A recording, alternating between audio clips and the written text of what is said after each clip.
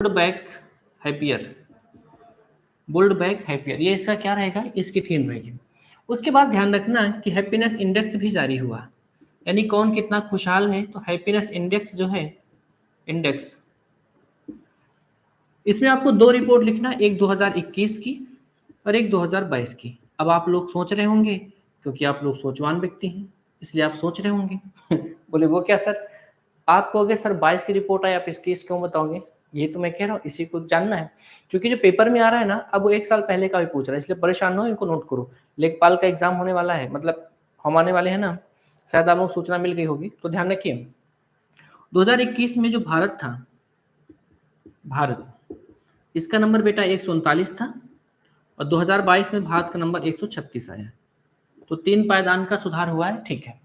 शीर्ष पर आप जानते हो कि शीर्ष पर हमेशा जो रहता है, शीर्ष पर, उसका नाम है फिनलैंड। फिनलैंड, जहाँ की नोकिया कंपनी है, फिनलैंड में एक नदी बहती है, उसका नाम है नोकिया, और उसी के नाम पर यहाँ की कंपनी का नाम है फिनलैंड, नोकिया कंपनी, राइट। जो फिनलैंड बेटा, ये ध्यान रखना, 5वीं बार टॉप पर है, 5वीं बार क्या है, टॉप पर है, टॉप पर है। अगर आप इसी में बॉटम का समझोगे ना, तो बॉटम को जानते हो, ये आतंकवादी वाला देश, बॉटम पे कौन है, अफगानिस्तान, अफगानिस्तान, जिनके राष्ट्रपति चुरा के भाग गए थे, अशरफ गनी, राइट। तो अफगानिस्तान पिछले वर्ष भी बॉटम में था, सबसे नीचे था, यहाँ पर ना के बराबर खुशहाली है, ठीक है ना। तो ये इंडेक्स के बारे में आपको ध्यान रखना है, इतनी चीजें आपको यहाँ समझना है, बुल्ड बैक हैप्पियर, ठीक है। उसके बाद खुशियों के बारे में मैं आपको 2-3 बातें बताता हूँ। अरस्तु ने क्या कहा था, महात्मा बुद्ध ने क्या कहा, तो बुद्ध का कहना है खुशहाली के मामले में, बुद्ध की आपको मैं एक या दो पंक्तियां आपको समझाता हूं। बुद्ध ने कहा कि खुशी एक यात्रा है, खुशी एक यात्रा है, मंजिल नहीं।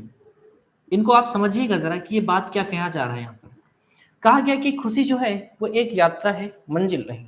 यात्रा इसलिए चलते रहो, अगर मंजिल है तो, अगर कोई खुशी है, कोई अगर मंजिल है ना, तो वहां पर जाके बैठ जाओ, बोले खुशियां हैं, खुशियां हैं, ऐसा नहीं। इसलिए भगवान श्री कृष्ण ने कहा ये समय गुजर जाएगा। कहा गया कि एक ऐसी बात कहो जिसमें खुशी भी हो और दुख भी हो, बोले हाँ ये बात सही है। तब भगवान श्री कृष्ण कहते हैं ये समय गुजर जाएगा। बोले मतलब, बोले अगर खुश हो तो दुख का समय आएगा, और दुखी हो तो खुश का समय आएगा, ये बात है, समझ रहे हो। बहुत बढ़िया, शाबाश। लिखते भी चलो, डाटा नोट करते चलो, और अपनी राय भी देते रहो, कुछ आपको और एडिशनल जानकारी उसको भी आप साझा करते रहो, आगे बढ़ते हैं।